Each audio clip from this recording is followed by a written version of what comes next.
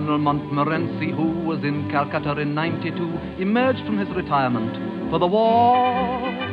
He wasn't very pleased with all he heard and all he saw, but whatever he felt, he tightened his belt and organized a corps. Poor Colonel Montmorency thought, considering all the wars he'd fought, the Home Guard was his job to do or die. But after days and weeks and years, bravely drying his manly tears, he wrote the following letter to the Minister of Supply. Could you please oblige us with the Bren gun, or failing that, a hand grenade will do? We've got some ammunition in a rather damp condition, and Major Huss has an arquebus that was used at Waterloo. With the vicar's stirrup pump, a pitchfork and a spade, it's rather hard to guard an aerodrome. So if you can't oblige us with the Bren gun, the Home Guard might as well go home.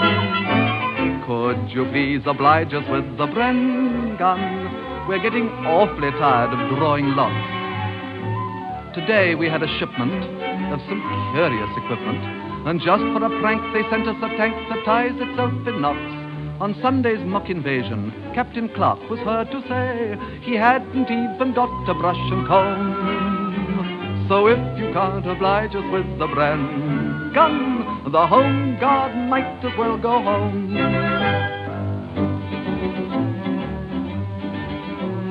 Colonel Montmorency planned, in case the enemy tried to land, to drive them back with skill and armored force. He realized his army should be mechanized, of course, but somewhere inside, experience cried, my kingdom for a horse. Poor Colonel Montmorency tried, at infinite cost of time and pride, to tackle his superiors again. Having just one motorbike, 14 swords and a marlinspike, he wrote the following letter in the following urgent strain. Could you please oblige us with the Bren gun? We need it very badly, I'm afraid. Our local crossword solver has an excellent revolver, but during a short attack on the fort, the trigger got mislaid. In course of operations planned for Friday afternoon, our orders are to storm the Hippodrome. So if you can't oblige us with the Bren gun, the Home Guard might as well go home. Could you please oblige us with the Bren gun? The lack of one is wounding to our pride. Last night we found the cutest little German parachutist. He looked at our kit and giggled a bit and laughed until he cried. We'll have to hide that armored car when marching to Berlin. We'd almost be ashamed of it in Rome. So if you can't oblige us with the Bren gun, the Home Guard might as well go home.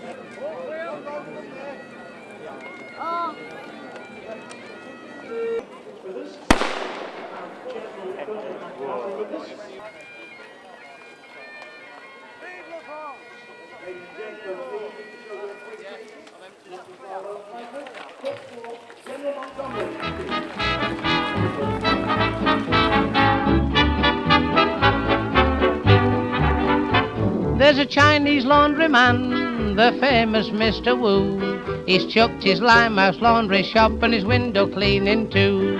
He's got another job, and it's one of the best. Now he's doing his bit for England like the rest. And Mr. Wu is now an air raid warden, and don't he look cute in his new siren suit? He goes round every night to make the blackout sure. So if you've got a chink in your window, hey, you'll have another one at your door. His headquarters, it's plain, are down by Lover's Lane, and he goes there every evening anyhow. He'll flash his torch into the dark, and the girls all cover their laundry mark, 'cause Mr. Wu's an air raid warden now. One night while on his beat, a couple he did meet. They were cuddling in a shelter anyhow. He said, the all clear's gone, you see, and the chap said, boy, you're telling me, 'cause Mr. Wu's an air raid warden now.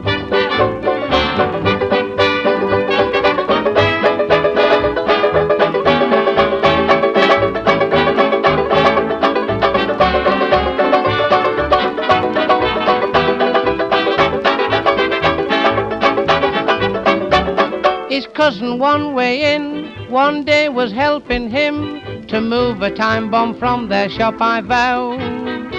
But it went off bang and there's no doubt, one way in flew one way out, and Mr. Wu's no air raid warden now.